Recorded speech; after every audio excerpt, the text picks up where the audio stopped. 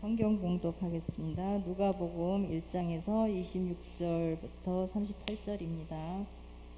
여섯째 달에 천사 가브엘이 하나님의 보내심을 받들어 갈릴리 나사렛이란 동네에 가서 다윗의 자손 요셉이라 하는 사람과 정혼한 처녀에게 이르니 그 처녀의 이름은 마리아라. 그에게 들어가 가로되 은혜를 받은 자여 평안할지어다. 주께서 너와 함께 하시도다 하니 처녀가 그 말을 듣고 놀라 이런 인사가 어찌함인고 생각하매 천사가 일러 가로되 마리아여 무서워 말라. 너가 하나님께 은혜를 얻었느니라. 보라 너가 수태하여 아들을 낳으리니 그 이름을 예수라 하라. 저가 큰 자가 되고 지극히 높으시니 아들이라 이끌을 것이요 주 하나님께서 그 조상 다윗의 일을 저에게 주시리니 영원히 야곱의 집에서 왕노릇 하실 것이며 그 나라가 무궁하리라. 마리아가 천사에게 말하되 나는 사내를 알지 못하니 어찌 이 일이 있으리까. 천사가 대답하여 가로되 성령이 내게 임하시고 지극히 높으시니 능력이 너를 덮으시리니 이러므로 나실 바 거룩한 자는 하나님의 아들이라 일컬으리라. 보라 내 친족 엘리사벳도 늙어서 아들을 배었느니라. 본래 수태하지 못한다 하더니가 이미 6달이 되었나니 대저 하나님의 모든 말씀은 능치 못하심이 없느니라. 마리아가 가로되 주의 계집종이 말씀대로 내게 이루어지리다 하니 하매 천사가 떠나가니라. 아멘.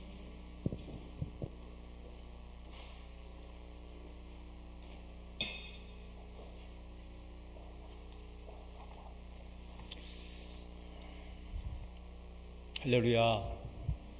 주의 이름으로 환영하고 축복합니다. 지나간 한 주간 동안도 하나님의 은혜로 우리가 평안을 누리며 산 줄로 믿습니다. 하나님을 사랑하시면 한번 아멘 해보세요. 그리고 옆 사람 보고도 사랑하고 축복합니다 인사하시기 바랍니다. 추수감사절을 마치고 지난주부터 이번 주와 어쩌면 다음 주까지 은혜에 대한 설교로 여러분에게 다시 영적인 재충전과 은혜의 강수가 넘쳐나기를 소원하면서 시리즈 말씀을 계속 준비합니다. 그래서 지난주는 은혜를 받아야 삽니다 라고 하는 제목으로 함께 은혜를 나눴고 오늘은 은혜를 받아야 평안합니다. 따라합시다. 은혜를 받읍시다. 은혜를 받아야 평안합니다. 옆 사람 보고 하시라는 얘기예요. 자, 은혜를 받읍시다. 은혜를 받아야 평안합니다. 네. 아멘. 오늘 우리 본문 말씀은 요약하면 마리아라는 한 여인이 하나님께 은혜 받은 이야기예요. 은혜. 마리아라는 여인이 하나님께 택함을 받고 은혜를 받아요. 이 마리아가 누군지는 잘 아시죠? 예수 그리스도. 육신적으로는 예수 그리스도의 모친되는 이가 마리아인데 세상에 그렇게 수없이 많고 많은 여자들 중에서 전 세계적으로 같은 이름을 가진 여자들도 많았을 건데 마리아, 여기도 마리아, 저기도 마리아, 이것도 마리아, 저것도 마리아. 마리아가 전 세계적으로 얼마나 많은데 그 많은 마리아 중에서 이 여인이 뽑혔다고 하는 것은 이 여인이 남보다 미모가 빼어나거나 재능이 많거나 지식이 훌륭해서가 아니라 전적인 하나님의 은총이요 은혜인 줄로 믿습니다. 하나님의 그 택하신 마리아, 이제 이것을 착각해서 저쪽에 자기가 우리 집보다 큰 집이라고 여기는 데가 있잖아요. 어딘지 잘 모르는 분들은 천주교. 그래서 이 마리아를 신격화시켜서 마리아가 대단한 인간 이상의, 오히려 예수도 마리아에게 청혼을 해야만 기도가 응답된다고 해서 마리아를 향한 90일 기도도 만들어 놓고 하는 동네가 있지만 그것은 성경적이지가 않고 마리아가 개인적으로 훌륭하고 우수하고 위대해서가 아니라 우리와 똑같은 죄인임에도 불구하고 전적인 하나님의 은혜로 뽑힘을 받아서 예수님의 모친이 되었다는 사실을 우리는 분명히 알고 있습니다. 그런 마리아에게 나타나셔서 은혜를 베푸신 이야기가 오늘 우리가 읽은 말씀입니다. 하나님께서 동정녀 마리아에게 천사 가브리엘을 보내서 예수 그리스도의 탄생 사실을 알린 내용입니다. 그때 천사 가브리엘이 이 마리아에게 나타나서 이렇게 말을 합니다. 28절에 은혜를 받은 자여. 은혜를 받은 자여. 은혜를 받을 자여가 아니라 은혜를 받은 자여입니다. 또 30절 말씀을 보면 천사가 일러 가로되 마리아여 무서워 말라 내가 하나님께 뭐를 얻었느니라? 은혜를 얻었느니라. 은혜. 그래서 성경에서는 하나님께서 마리아를 이미 은혜를 받은 자, 은혜를 입은 자라고 불렀습니다. 여기 은혜란 뭡니까? 이 은혜라고 하는 것은 아무 자격 없는 자에게 베풀어지는 호의가 은혜예요. 자격 없는 자에게 자격증이 없는데도 자격이 있다 여겨주고, 의롭지 못한 자를 의롭다 여겨줘서, 무익한 나를 충성되다 여겨줘서 일꾼으로 삼았으니 무한 감사합니다라고 했던 것이 사도 바울의 고백인 거예요. 그러니까 아무 자격 없는 자에게 값없이 베풀어지는 게 은혜인 줄로 믿습니다. 그 은혜 받은 자예요. 그렇다면 그래서 여러분, 그렇기 때문에 은혜는 마리아만 받은 것입니까? 아닙니다. 오늘 저와 여러분도 이미 은혜 받은 자인 줄로 믿습니다. 마리아만 신령한 복을 받은 자입니까? 아닙니다. 오늘 저와 여러분도 하늘의 신령한 복을 이미 받은 자인 줄로 믿습니다. 그래서 사도 바울은 에베소서 2장 8절에서 이렇게 말을 해요. 너희가 그 은혜를 인하여, 너희가 저와 여러분을 기칭하는 거예요. 너희가 그 은혜를 인하여 무엇으로 말미암아? 믿음으로 말미암아 구원을 얻었나니 이것이 너희에게서 난 것이 아니요 하나님의 뭐라? 선물이라 해요. 선물이 은혜인 거예요. 은혜로 선물을 받았어요. 돈 주지도 않았는데 선물을 받았다. 값을 치르지도 않은 내게 임했다고 하는 거죠. 그래서 지금까지 내가 살아온 것도 다 하나님의 은혜요, 연약한 가운데서도 믿음을 지키며 살아온 것도 다 하나님의 은혜인 줄로 믿습니다. 오늘 말씀에서 천사가 이어서 말을 합니다. 평안할지어다. 평안할지어다. 샬롬. 평안할지어다. 여러분, 세상 모든 사람들은 다 평안을 원합니다.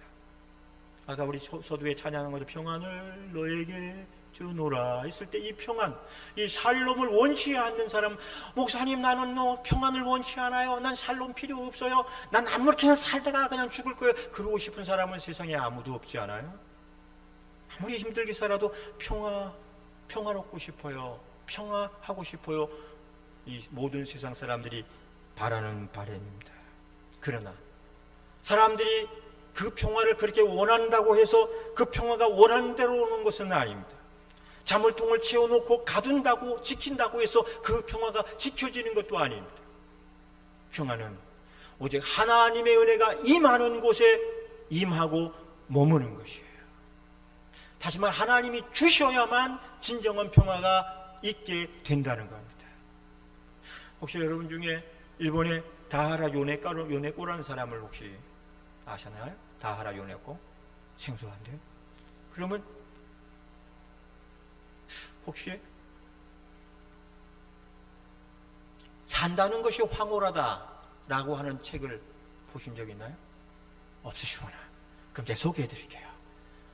아시면 넘어가려고 그랬는데, 일본에 없는 것에 집착하면서 불평, 불만, 원망하면서 살던 한 여학생이 있었습니다. 18살 때 어머니를 잃었는데 그 충격으로 인생의 회의를 느껴요. 산다는 게 뭐지? 그 사랑했던 어머니 잃고 살아갈 이유가 없어. 그래서 이 학생은 그 회의감을 이기지 못해서 스스로 기차에 몸을 던져 자살을 시도해요. 그러나 다행히 목숨을 건져요. 근데 다행히 목숨은 건졌지만 그 사고로 그는 두 다리와 왼팔을 잃고 남은 오른팔에는 손가락 3개만 남게 되었습니다. 그 상태에서 생명을 건졌지만 절망한 그녀는 다시 자살을 하기 위해서 수면제를 먹기 시작해요. 자살 준비하는 거예요. 그러던 그녀가 타하라 아키토시라고 하는 평생의 은인을 만나요. 누구냐? 신학교를 다니는 신학생이 그녀를 만나서 전도해요. 예수님 믿어야 됩니다. 예수님 믿어야 삽니다. 그리고 전도를 통해서 이 그녀가 예수님을 영접하고 구원의 은혜를 체험하게 됩니다. 그리고 그 구원의 은혜를 체험하고 나니까 그녀는 자신에게 아직까지 오른팔과 손가락 3개가 남아있는 것을 너무너무 감사하게 생각해요. 무려 손가락이 3개씩이나 남았다는 것을 감격하고 하게 되었습니다. 그녀가 바로 후에 산다는 것이 황홀하다라는 베스트셀러 책을 쓴 다하라 요네코라고 하는 여자인데, 그 은혜를 받고 난 다음부터 그녀는 없는 것에 집착을 버리고 이제는 내게 있는 것에, 남아있는 것에 감사하며 살기 시작했습니다. 그리고 하나님의 은혜는 더해져서 그 자기를 전도한 신학생하고 결혼을 하고 자녀까지 낳고 행복하게 살게 돼요. 근데 그가 쓴 글 중에서 감자와의 전쟁이란 이런 내용이 있어요. 어느 날 음식을 준비하기 위해서 감자 껍질을 벗기는데, 여러분 생각해 보세요. 둥근 감자 물에 씻어놓은 거, 이거 멀쩡한 손도 잘못하면 이게 놓치고 미끄러지는데 손가락 3개밖에 없는 한 손을 가지고 이걸 어떻게 깎아? 그냥 칼질하면 감자가 이리 빼고 저리 빼고 막 도망다니니까 너무 속상한 거예요. 칼을 들고 필사적으로 감자를 깎으려고 실갱을 해도 안 되니까 그녀는 칼을 놓고 조용히 주님께 기도를 드려요. 하나님, 저 같은 사람에게도 구원의 은총을 주시고 남편과 자녀를 주신 사랑의 하나님, 이제 그 사랑의 하나님의 은혜를 힘입어서 제 남편과 우리 아이들을 위해서 감자 요리를 하고 있습니다. 너무 힘듭니다. 이제 감자 요리를 잘 할 수 있도록 도와주세요. 기도를 마치고 나니까 마음이 평안해졌어요. 그리고 물이 차오르듯이 마음이 평안이 임하는 순간 지혜가 떠올랐어요. 어떤 지혜예요? 커다란 감자를 도마에 탁 놓고 감자를 반으로 탁 잘랐어. 잘려진 면이 도마에 탁 붙는 거야. 붙어있는 감자를 나머지 손으로 깎는데 너무 잘 깎이는 거야. 그래서 정성을 다해서 맛있는 음식을 만들고 풍성한 식탁을 만들어서 가족들을 이게 먹일 수가 있었어요. 그녀는요, 지금도 그 3개 손가락밖에 안 되는 손으로 청소도 하고 모든 살림을 도맡아서 하고 있다 그럽니다. 그러면서 그는 간간히 예수님을 전하는데, 절망에 빠져있는 사람들에게는 자신의 몸을 보여주면서 이렇게 말을 한대요. 힘을 내세요. 하나님은 나 같은 장애인도 사랑합니다. 당신도 귀한 것을 잃었겠지만 그래도 남은 것이 있을 겁니다. 그리고 그 남은 것을 주신 하나님의 이유는 당신이 여전히 존재하기 때문입니다. 그리고 하나님의 목적을 따라서 살면 삶은 황홀해집니다. 그랬다는 거예요. 할렐루야. 여러분 이 다하라 요네코 저기 사진이 나와요. 이게 부부예요. 남자는 전도한 전도사야. 웃는 모습이 너무 좋아. 은혜 받은 얼굴이에요. 이 다하라 요네코는 몸에 엄청난 장애를 가졌어요. 그러나 그녀는 이 하나님의 은혜를 받고 나서 그 영혼엔 평안이 임했고, 지금까지 그 평안을 누리고 그리고 그 평안을 전하면서 그는 뭐든지 다 할 수 있는 다하라가 돼서 살고 있다고 하는 겁니다. 시간 되면 그분을 초청하고 싶은 마음도 있어요. 오늘 본문 28절을 보세요. 본문 28절 이런 말씀이 있어요. 은혜를 받은 자여 평안할지어다. 은혜를 받은 자여 뭐 할지어다? 평안할지어다. 여기서의 평안이란 세상이 주지 못하는 평안이요, 오직 하나님만이 주시는 평안입니다. 그리고 이 평안은 하나님이 주시는 본질적인 평안이에요. 아침에 있다가 저녁에 사라지는 일시적이고 찰나적인 평안이 아니라 본질적이면서도 영원한 평안입니다. 이 평안은 인생의 밤을 만나도 감옥 안에서도 누릴 수 있는 평안이고, 성경 말씀대로 말한다면 기가 막힐 웅덩이와 수렁에 빠져서 살 용기를 잃어버려도 누릴 수 있는 평안이라고 하는 겁니다. 할렐루야. 근데 이 평안에는 한 가지 단서가 있어요. 주님의 은혜를 받은 자만이 누릴 수 있는 평안이라는 거죠. 왜? 은혜 받은 자에게만 주어지는 선물이기 때문이에요. 여러분 모두 이 평안을 누리며 살기를 원하십니까? 할렐루야. 눈을 떠보세요. 너무 깊이 음미하지 마세요. 제 말씀은 그렇게 깊이 들어갈 정도의 깊은 말씀은 못 됩니다. 눈을 뜨고 은혜를 받으세요. 예. 여러분 평안을 원하십니까? 예. 참 감사해요. 아멘도 너무 잘하세요. 그렇다면 하나님의 은혜를 받으시기 바랍니다. 그 은혜를 받으면, 거저 주시는 하나님의 은혜를 받으면 평안을 누릴 수 있어요. 어떤 상태에 있어도요. 저는 주일 아침마다 예배 시작 30분 전에 마음이 막 불안해요. 강단의 선지가 30년 넘고 설교한 지가 35년이 저 총각 집사 때부터 설교했거든요. 그랬는데도 불구하고 예배 전, 설교 전 30분이면 불안해. 어쩔 줄 몰라. 그래서 막 기도하는 거예요. 어떤 분은 이렇게 목사님 앞에서 기도하는 모습은 야, 신령해 보인다. 그래서 그렇게 보일지 모르지만 사실 제가 불안해서 기도하는 겁니다. 하나님 너무 불안해요. 좀 진정 좀 시켜주세요. 그리고 나 저기 또 올라가서 찬송 찬양을 한 1절만 부르면 마음의 평안이 찾아와요. 할렐루야. 기도 응답해 주신 거예요. 하나님이 은혜로 주시는 평안입니다. 여러분, 이 주님 주신 은혜로 말미암아 평안을 누리시고 죄와 죽음의 법에서 해방되어 참된 평안의 축복을 누리시기 바랍니다. 그렇다면 우리가 누릴 수 있는 이 평안에는 몇 가지 기본적인 요구가 있다고 하는 사실입니다. 어떤 요구냐? 첫째, 평안한 삶을 원한다면 먼저 은혜를 받아야 돼요. 누가복음 1장 26절로 30절 기사에는 천사가 마리아를 찾아온 이야기입니다. 천사의 이름은 가브리엘. 당시 마리아는 요셉과 정혼한 처녀였습니다. 그러던 어느 날 천사가 마리아에게 와서 내가 잉태하여 아들을 낳을 것이라 이렇게 말을 해요.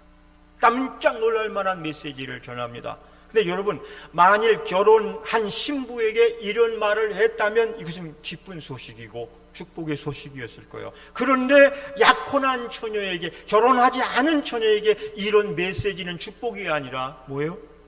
저주에 가까운 거죠. 당시 유대의 법에 의하면 정혼한 처녀의 부정행위는 성 밖에 끌려가서 처형당해야만 했어요. 돌로. 이게 얼마나 충격적이겠어요. 결혼하지도 않은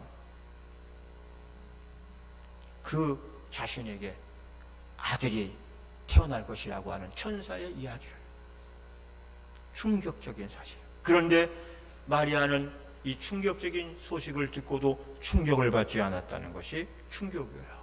오히려 그 마음에 평안이 찾아왔고 너무 침착했습니다.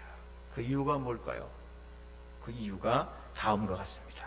1장 30절의 말씀을 보면 내가 하나님께 뭐를 얻었느니라? 은혜를 얻었느니라. 1장 28절에 보면 은혜를 받은 자여 뭐할지어다? 평안할지어다. 그리고 1장 45절에 믿은 여자에게 복이 있도다. 다 누가 한 말이에요? 하나님께서 두렵고 충격 속에 집사일 수밖에 없었던 마리아를 향하여 천사를 통해 이런 말씀을 전했어요. 그리고 이 말씀을 듣고 평안을 누렸다는 거예요. 이 말씀을 요약하면 마리아는 이미 하나님의 은혜를 아는 여인이었습니다. 그리고 힘들 때나 어려울 때나 그 마음의 평안을 지키고 누릴 수 있었던 것은 모든 것이 다 주님의 은혜라고 믿고 살고 있었기 때문이에요. 할렐루야. 여러분, 이 은혜의 맛은 경험해 보지 않은 사람은 결코 알 수가 없는 은혜 맛이에요. 은혜 받은 사람이야. 은혜를 경험한 사람만이 알 수 있는 거야. 한번 은혜의 맛을 본 사람은 은혜가 주는 행복, 은혜가 주는 그 환희, 은혜가 주는 평안과 즐거움이 얼마나 좋은 것인지를 알 수가 있어요. 그래서 여러분, 예수 믿지 않은 사람들은 종교를 아편이라고, 특별히 기독교를 아편인 것 같다 얘기잖아요. 그 잘 몰라서 하는 말이죠. 우리는 아편에 취해서 예수를 따르고 교회를 다니는 게 아니라 하나님이 주신 은혜의 맛을 체험했기 때문에, 이 은혜의 맛을 경험했기 때문에 우리가 주님을 믿고 주님을 따라가는 거예요. 할렐루야. 여러분, 벌이 죽어도 그 꿀통을 떠나지 않는 이유가 있습니다. 그것이 무엇일까요? 벌이 볼통을 떠나지 못하는 이유가 뭐라고 생각이 되세요? 그것은 이미 그들이 무슨 맛을 보았기 때문에? 꿀맛을 봤기 때문에. 꿀맛이요.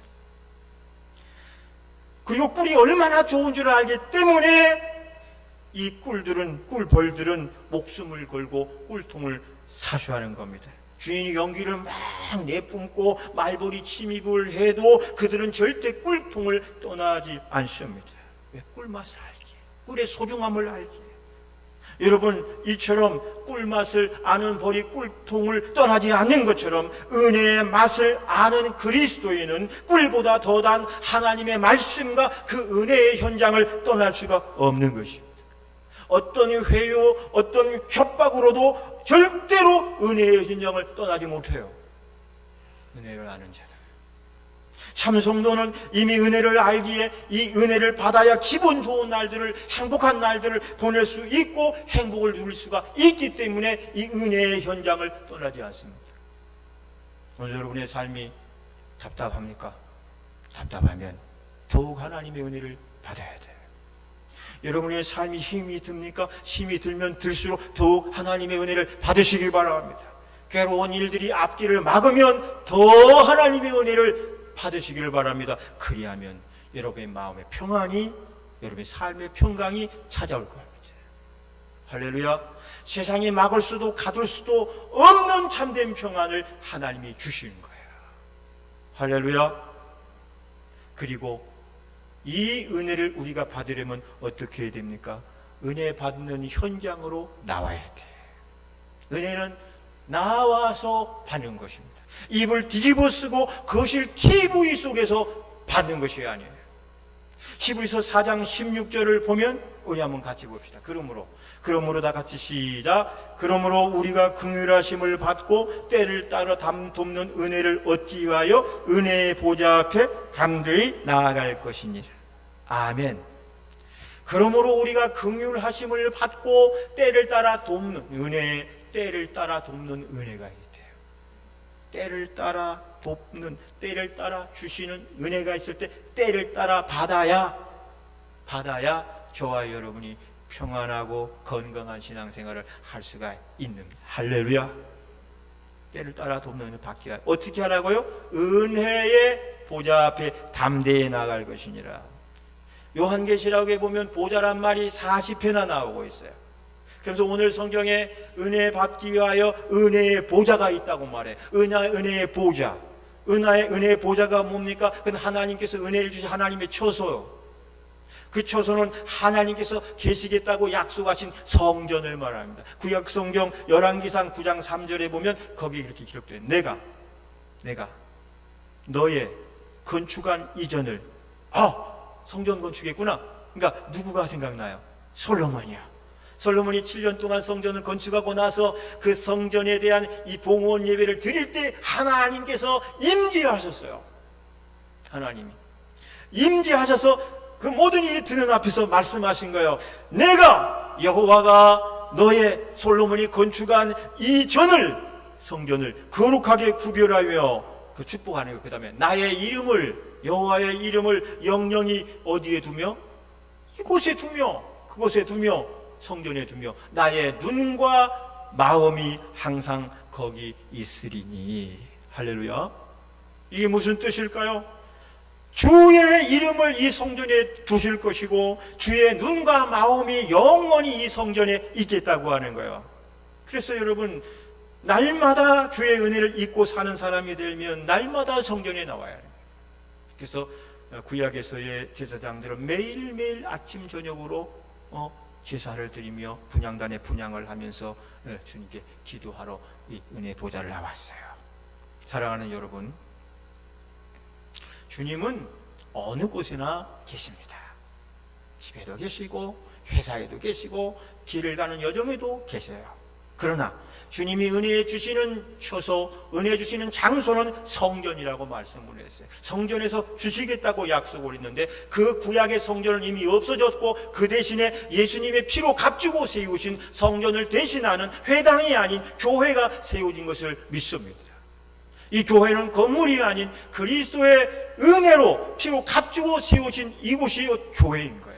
그리고 이 교회에 나의 눈을 두고 내 마음을 두고 그곳에서 너에게 은혜를 베풀리니 너희는 이 보호자, 은혜의 보호자 앞으로 날마다 나와 그 은혜를 받으라고 주님께서 말씀을 한 겁니다.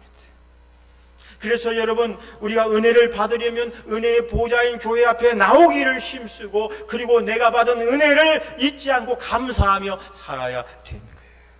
춥다고 집안에 틀어박혀 있으면 안 옵니다. 하나님은 사랑과 은혜의 하나님이지만 틀어박혀 있어서 있는 곳은 은혜가 안 와요.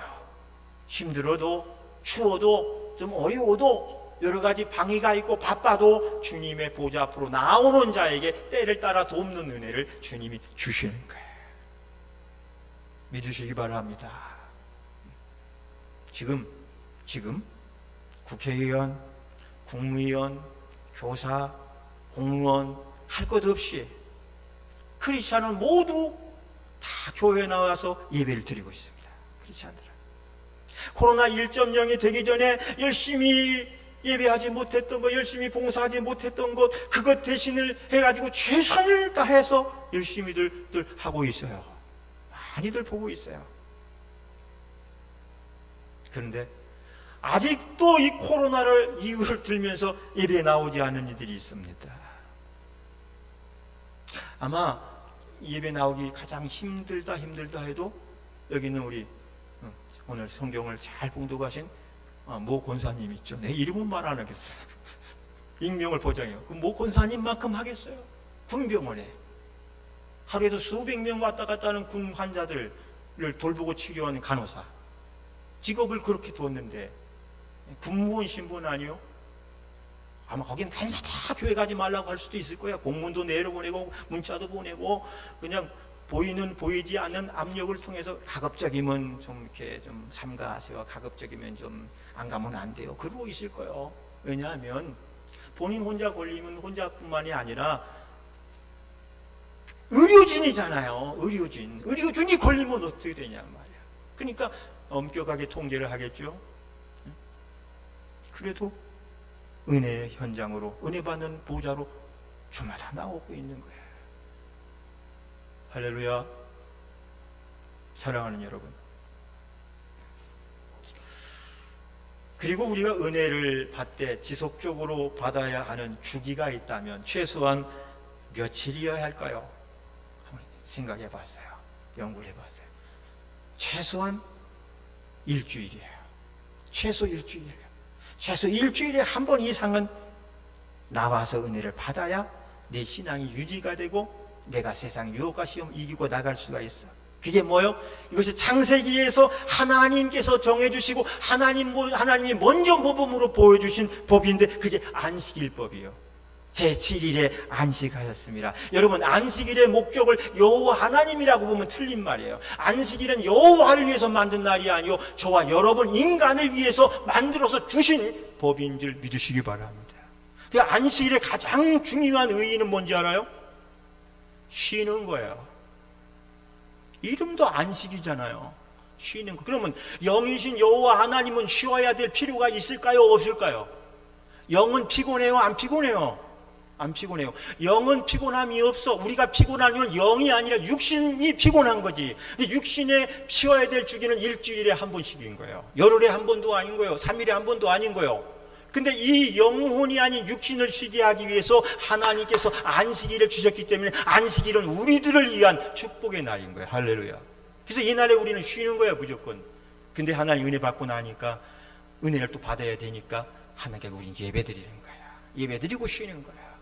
여러분, 예배 드리고 쉬시기 바랍니다. 예배 드리고 기도하고 쉬시기 바랍니다. 시간이 좀 남으면 봉사하고 쉬시기 바랍니다. 하여튼 아무리 해도 쉬는 시간이 더 많으니까. 그래서 여러분, 은혜를 우리의 영혼이, 우리의 신앙이 유지되고 또 이렇게 은혜 충만하기 위해서 최소한 일주일에 한 번씩은 이상은 주님께 와서 말씀의 은혜를 받고 기도의 은혜를 받고 성령의 기름 부으심을 받고 돼야 돼요. 아멘. 여러분, 우리 그리스도인들은 돈으로 벼락 출세로 좋은 대학을 들어감으로 충전되는 자들이 아니에요. 오직 하나님 주신 은혜로만 충전돼야 평안한 자들인 줄 믿고 이 은혜 받기 위하여 은혜 충전을 위해 늘 은혜의 보좌로 나오는 거 받은 은혜를 잊어버리지 않고 감사하고 사는 것을 꼭 기억하시기 바랍니다. 두 번째, 어떻게 우리가 은혜를 받을 수 있습니까? 하나님과 함께 해야 됩니다. 오늘 28절 말씀을 보면 은혜를 받은 자여 주께서 너와 함께 하시도다 그랬어요. 여러분, 마리아가 가지게 될 두려움을 한번 생각해 보세요. 아직 결혼도 하지 않았는데 내가 아들을 낳으리니 그 이름을 예수라 하라, 이런 말을 들은 거예요. 기쁜 소식이긴 하지만 이게 두려워할 수밖에 없는 거예요, 처녀 입장에서는. 그럼에도 불구하고 마리아는 놀라지 않고 두려워하지 않았다 그랬어요. 왜냐하면 하나님께서 자신과 함께 하신다는 말씀을 들었고 그 말씀을 믿었기 때문입니다. 여러분, 하나님이 함께 하신다는 이 믿음이 없이는 결코 어떤 일도 할 수가 없어요. 여러분, 성경에 아브라함이 갈 바를 알지 못하고 헤맬 때에 그 고향과 친척집을 과감히 떠날 수 있었던 것은 내가 너와 함께 하리라는 약속 때문이었어요. 요셉이 숱하게 많은 어려움 속에서도 사랑과 환경을 원망하지 않고 살 수 있었던 것도 내가 너와 함께 하리라는 말씀 때문이었어요. 그리고 오늘 본문에 주께서 너와 함께 하시도다라고 하는 말씀이 마리아로 하여금 두려움 속에서 헤어나오게 하게 된 줄로 믿습니다. 그리고 내가 너와 함께 하리라는 말씀은 기원이 아닙니다. 축원도 아닙니다. 선포입니다. 선언이에요. 주께서 함께 하시리라고 하셨다면 반드시 주님께서 함께 하시는 줄로 믿으시기 바랍니다. 할렐루야. 마지막 세 번째, 우리가 말씀에 순종할 때 평안은 내게 임하고 그 평안은 유지가 됩니다. 어느 왕이 만찬에 왕의 초대를 받았어요. 왕이 만찬에 한 신하를 초대를 했습니다. 그리고 그 만찬 하는 날 만찬장에 그 신하가 도착을 하자 왕이 놀란 듯이 이렇게 말을 합니다. 나는 경히 이 만찬에 참석할 줄 생각을 못했어. 왜냐하면 경히 이 만찬에 참여한다는 회신을 보내오지 않았기 때문이요. 그저 그때 당황한 신하가 이렇게 대답을 합니다. 왕이요, 왕의 초대에는 가타부타 대답할 필요가 없습니다. 다만 순종만 있을 뿐입니다. 왕이 끄떡끄떡. 역시 충신으로다. 왕의 초대에는 뭐가 필요 없어요? 가타부타 필요가 없고 오직 뭐만 있을 뿐이라고요? 순종만 있을 뿐이라. 여러분, 오늘 천사 가브리엘을 통해서 하나님의 뜻을 전해들을 마리아는 가타부타 이유와 토를 달지 않았습니다. 왜 그런 일이 있느냐고, 그런 일이 있을 수 있느냐고 묻지도 않고 따지지도 않았습니다. 예를 들어서 이 처녀 처녀가 아이를 낳는 것이 말이 됩니까? 처녀가 아이를 낳고 어떻게 살라는 말입니까? 그리고 이런 중요한 일을 왜 저하고 의논하지 않고 이렇게 할 수가 있습니까? 아마 묻고 따지려면 아마 수십에 수백 가지가 더 될 겁니다. 그러나 마리아는 그것에 대해서 아무것도 묻지도 않았어요. 따지지도 않았습니다. 그 이유가 무엇일까요? 35절, 37절의 말씀을 마리아가 듣고서예요. 35절 다 같이 읽어봅니다. 시작.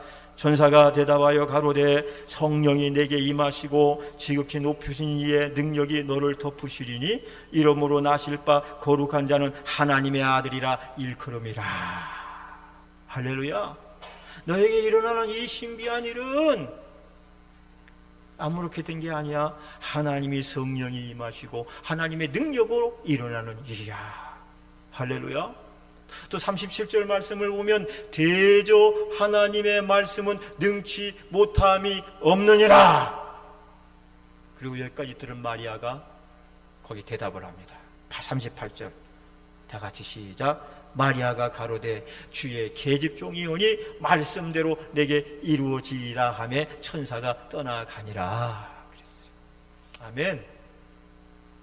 말씀을 듣고 거기까지 듣고 난 마리아가 주여 주의 계집종이오니 말씀대로 내게 이루어지리라. 왕 대신 하나님의 뜻이라면 내 생각에 이해가 되지 않더라도 내가 볼 때 불합리할지라도 순종하겠나이다. 순종 이거예요. 또 주의 뜻이라면, 그리고 주의 뜻이 이루어지기만 한다면 저는 순종하겠습니다. 이런 마리아는 이런 성숙한 신앙을 가지고 있었습니다. 그래 그 말씀대로 실제 순종합니다. 그리고 바로 그 마음에 하나님의 평안이 찾아왔습니다.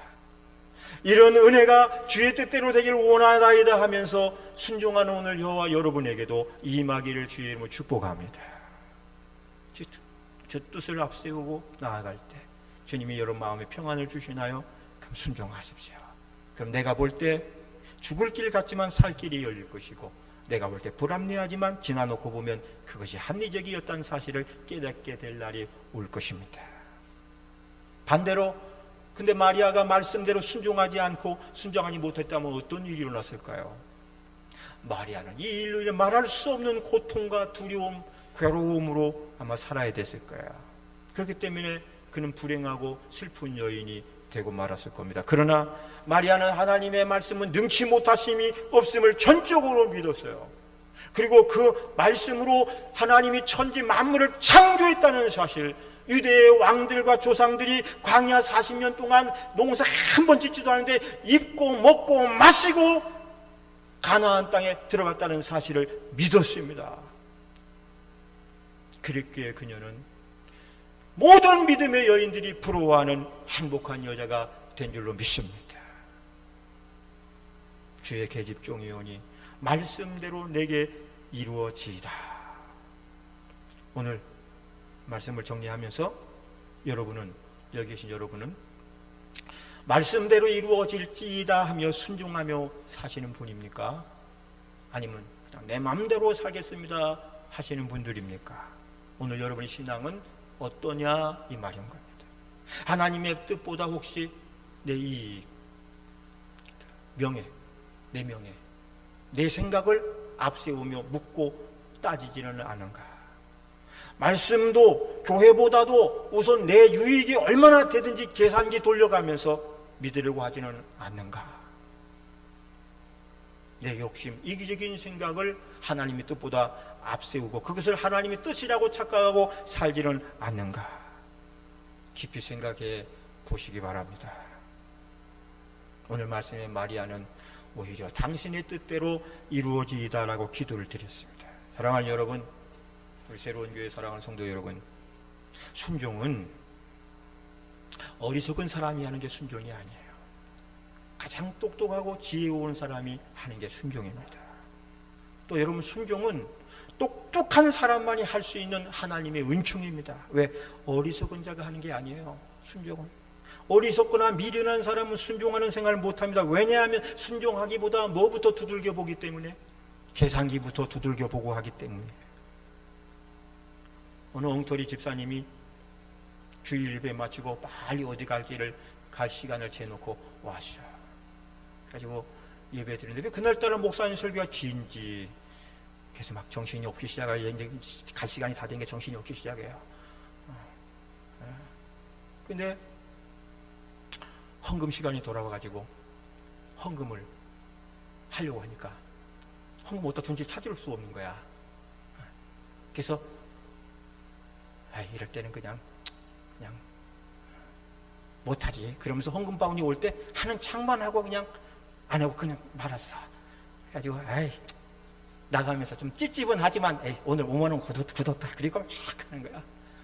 차 타고 막 가는데 막 급하니까 막 신호 위반하고 막 지나가는데 골목 싹 돌아서니 경찰이 이리 와. 경찰이 위반했습니다. 그러면서 얼마 7만 원짜리를 딱 끊어주더라는 거야. 7만 원 끄고 가면서 생각하는 것이 5만 원 아끼려다가 7만 원 잃었다.